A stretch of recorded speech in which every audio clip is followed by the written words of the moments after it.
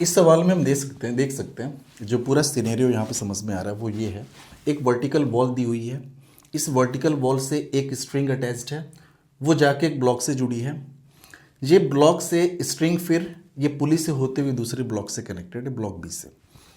Block ए का mass given है 2 kilogram, B का मास गिवन है 0.5 किलोग्राम। शुरू में ये पूरा सिस्टम कुछ ऐसे था, मतलब ये वाले जो स्ट्रिंग थी वो हॉरिजॉन्टल थी। पुली आपकी फिक्स है, पुली और वॉल के बीच का जो डिस्टेंस है वो 2 मीटर है।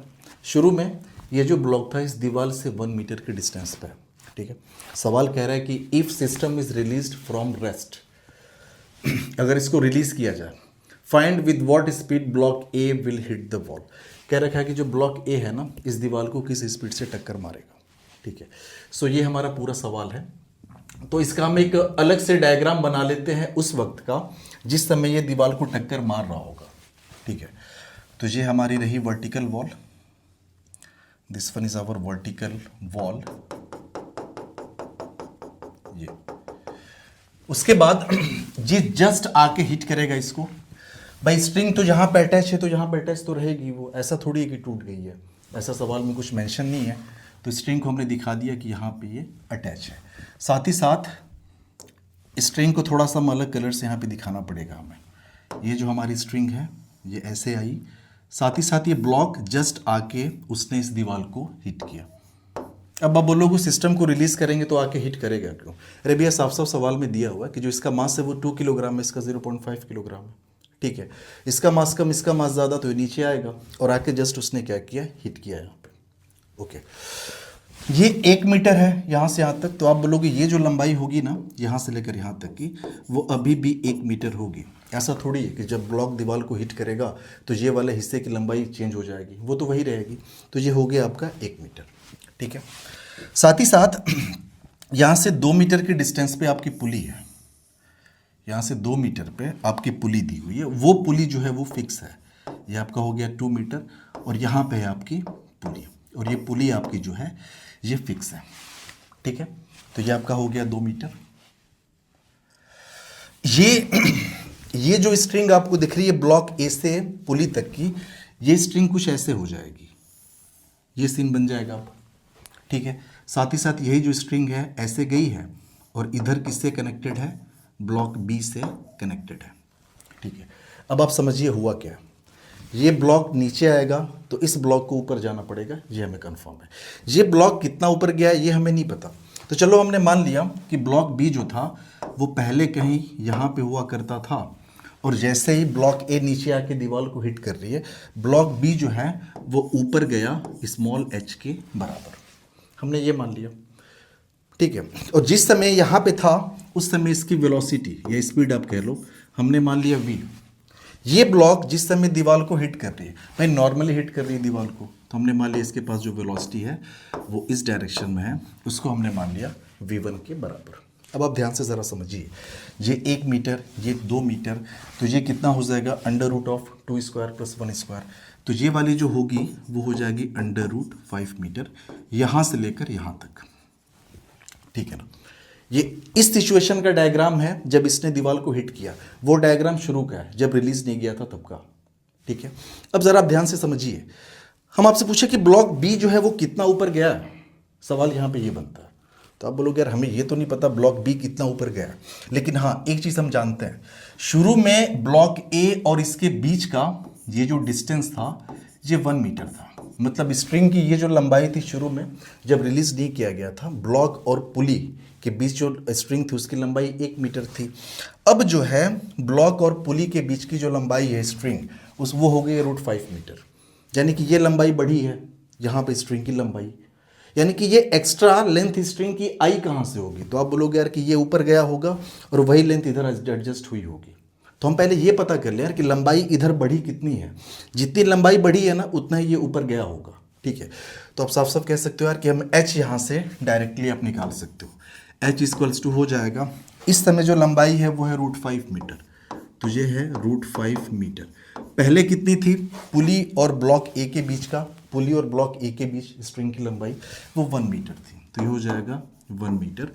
तो स्मॉल h = डायरेक्टली हमने बता दिया √5 - 1 मीटर, यानी हमें ये तो पता चल गया कि ब्लॉक बी कितना ऊपर गया है, ठीक है, ये सीन हमने देख लिया।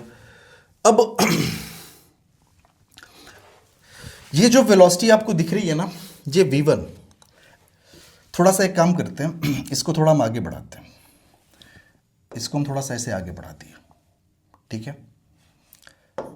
स्ट्रिंग के अलोंग ये v1 का जो कंपोनेंट आएगा वो कितना आएगा, अब ध्यान से समझिए। अगर इस वाले एंगल को हम थीटा नाम दे दें, ये अगर थीटा हम बोलेंगे, फिर तो उस हिसाब से ये थीटा आपका हो जाएगा, ठीक है, ये थीटा होगा। v1 किस डायरेक्शन में, तो आप बोलोगे यार कि v1 तो इस डायरेक्शन में है, ये आपका हो गया v1, ठीक है। हमें ये वाला कंपोनेंट निकालना है, ये अगर थीटा है तो फिर ये क्या हो जाएगा, ये आपका हो जाएगा 90 माइनस थीटा। ये 90 माइनस थीटा हुआ तो v1 का जो ये कंपोनेंट है वो हो जाएगा v1 cos of 90 minus theta. v1 cos 90 minus theta कहने का मतलब कि ये आपका हो जाएगा v1 साइन ऑफ थीटा, ठीक है। ये जो स्ट्रिंग हमारे पास है वहां पे हमने एक चीज अब निकाल चुके हैं, वो ये कि स्ट्रिंग के ये वाला जो हिस्सा है, ये वाले हिस्से की हम बात कर रहे हैं, उसका स्ट्रिंग के अलोंग जो वेलोसिटी निकल के आई है वो निकल के आई है v1 साइन ऑफ थीटा। और यही स्ट्रिंग ऐसे गई है पुली से होते हुए, यही गई है ऐसे पुली से होते हुए, और किससे कनेक्ट है, ब्लॉक बी से कनेक्टेड है। और हमने देखा कि ब्लॉक बी इधर किस स्पीड से जा रहा है, v स्पीड से जा रहा है। कहने का मतलब कि ये जो v स्पीड है और ये जो v1 साइन थीटा है दोनों आपस में बराबर होनी चाहिए। भाई ये तो हमने कंस्टेंट में पढ़ा है ना कि along the length of the string जो वेलोसिटी होते हैं वो बराबर होते हैं। तो एक चीज़ और यहाँ से हमें मिल गई, वो ये कि जो v होगा वो v1 साइन ऑफ थीटा के बराबर होगा, ठीक है। अच्छा, यहाँ से साइन थीटा हम निकाल सकते हैं क्या, देखो यहाँ से अगर साइन थीटा यहाँ से निकालना चाहें तो साइन थीटा ये आपका हो जाएगा परपेंडिकुलर, परपेंडिकुलर आपका हो गया 2 डिवाइड बाई ये आपका हाइपोटेनियस, हाइपोटेनियस आपका हो गया √5, ये मीटर मीटर कट जाएगा, ठीक है। तो कहने का मतलब कि आपके सामने आ गया v is equals to v1, या फिर आप लिख सकते हो 2v1 बाई √5। तो हमने ये चीज़ भी यहाँ पता कर ली, ठीक है, ओके। अब थोड़ा वर्क एनर्जी थ्योरम लगाया जाए, क्योंकि साफ साफ दिख रहा है ग्रेविटेशनल फोर्सेस वगैरह एक्ट हो रहा है, बी के अंदर मोशन हो रहा है, वेलोसिटीज़ के यहाँ पे टर्म्स मिल रहा है। तो जहाँ भी initial velocity final velocities type की चीज़ें हों तो वहाँ पे वर्क एनर्जी थ्योरम आपका एप्लीकेबल होता है। तो हमने यहाँ पे लिखा using work energy theorem, work energy theorem की बात कर रहे हैं, ठीक है। अच्छा बताओ, वर्क एनर्जी थ्योरम को आप ऐसे भी लिख सकते हो, initial kinetic energy plus work done by all the forces is equals to final kinetic energy. इसको आप ऐसे ही लिख सकते हो, ठीक है। यही तो उधर जाता है तो change in kinetic energy kF minus KI बन जाता है। इनिशियल काइनेटिक एनर्जी का क्या सीन है, बोलोगे यार सारा सिस्टम रेस्ट से रिलीज किया गया तो वो सब तो जीरो था, ठीक है, कोई बात नहीं। Work done by all the forces में ग्रेविटी का ही वर्क डन हो रहा है। तो बताओ ए पे ग्रेविटी ने कितना वर्क किया, आप बोलोगे यार कि ए पे ग्रेविटी ने वर्क किया है कितना, वो हो गया मास ऑफ ए, ये हो गया g और h। ए कितना नीचे आया है तो आप देखो ए पहले यहाँ था, अब ए यहाँ आ चुका है, 1 मीटर नीचे आ चुका है, तो आप हो जाएगा MAG/1, ठीक है, प्लस बी पे कितना वर्क हुआ है MBG, और साथ ही साथ ये H ऊपर गया है ना, वेट तो नीचे लग रहा है, H गया है ऊपर, तो आप कह सकते हो यार कि यहाँ पे माइनस होगा, ठीक है, यहाँ पे होगा minus MBG/H is equals to, ये हो गया आपका फाइनल काइनेटिक एनर्जी, ठीक है। ए का मास कितना गिवन है 2, तो हमने लिखा 2, जी की वैल्यू है 10 इंटू 1 माइनस MB आपका है 0.5 को 1/2 लिख सकते हैं, 1/2 किलोग्राम, जी की वैल्यू 10 और H की वैल्यू ऑलरेडी हम लोग निकाल चुके हैं, H इक्वल्स टू √5 - 1, वो हम निकाल चुके हैं। तो ये आपका हो गया √5 - 1 इज इक्वल्स टू, देखिए फाइनल काइनेटिक एनर्जी का जब टर्म्स लिखेंगे ना तो यहाँ पे थोड़ा सा आपको संभल के लिखना है। आप लिखोगे हाफ MA और साथ ही साथ इसके पास v1 वेलोसिटी है तो v1 का स्क्वायर प्लस हाफ, ये आपका हो गया MB मास ऑफ v और इसके पास वेलोसिटी v है तो ये v का स्क्वायर हो गया, ठीक है। 2 10 जा 20, तो यहाँ पे आपको मिला 20, ये 2 से ये काट दो 5, ठीक है, तो ये आपका हो जाएगा -5 अंडर रूट आपका हो गया 5 -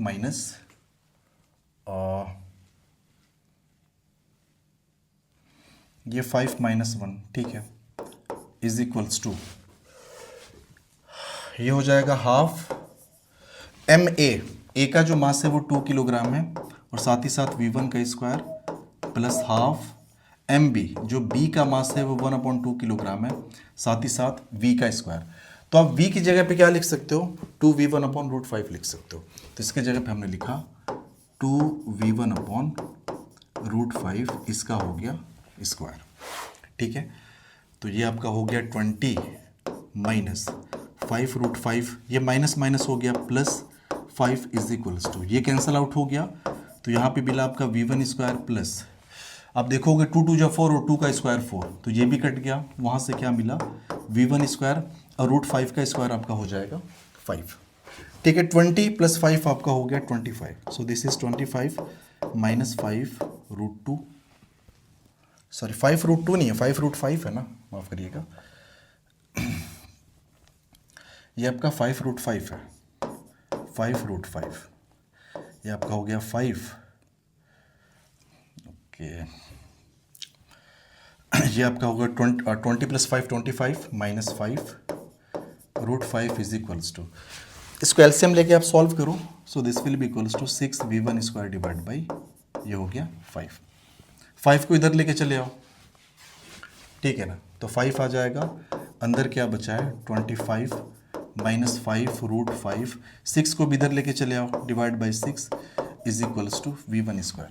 हमें तो V1 कैलकुलेट करना है ना, कि किस स्पीड के साथ वो दीवार को हिट कर रहा है। आप लिख सकते हो which implies V1 is equals to √, इसको पूरे को √ में कर लो 5, and this is 25 minus 5√5 divide by 6, इतना मीटर पर सेकेंड, और यही हमने कैलकुलेट करना था, ठीक है। तो आई होप ये सवाल आपको समझ में आया होगा, कोई भी दिक्कत हो आप कमेंट बॉक्स में मेंशन करें। Thank you, have a good day.